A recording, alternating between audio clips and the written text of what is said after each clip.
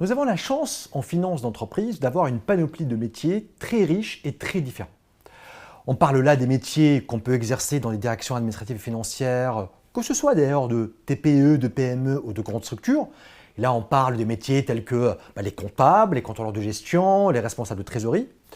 On parle également des métiers que nous pouvons exercer dans les cabinets d'audit d'expertise, auditeurs financiers, auditeurs ou consultants, ou enfin tous les métiers qu'on peut exercer au sein du secteur bancaire, tels que les analystes financiers, les credit managers ou les chargés d'affaires de grands comptes.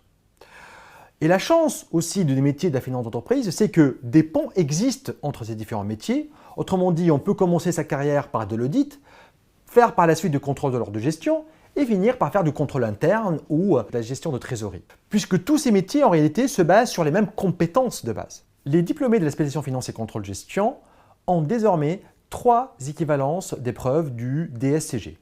En d'autres termes, il leur suffit de passer et valider 4 autres épreuves pour obtenir le diplôme supérieur de comptabilité de gestion et par la suite débuter un stage au sein d'un cabinet d'audit pour obtenir in fine le DEC, donc le diplôme d'expertise comptable.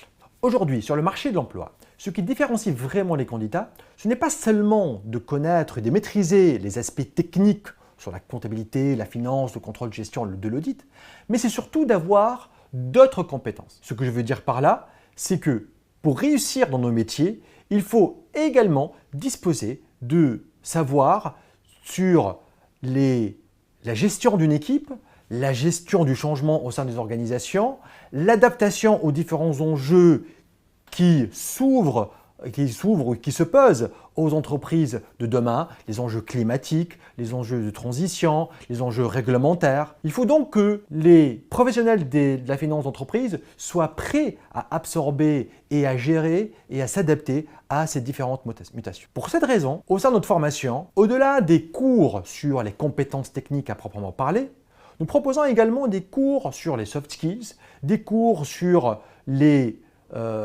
le management interculturel, parce qu'aujourd'hui nous avons des organisations qui sont de plus en plus diverses et variées, sur les cours de leadership, et tout ça, ça nous permet à préparer nos diplômés à endosser des responsabilités au sein des organisations. L'ensemble de ces cours contribue donc au savoir-être qui doit aller de pair avec le savoir-faire pour que nos futurs diplômés puissent accéder plus facilement au marché de l'emploi et surtout progresser par la suite dans leur structure.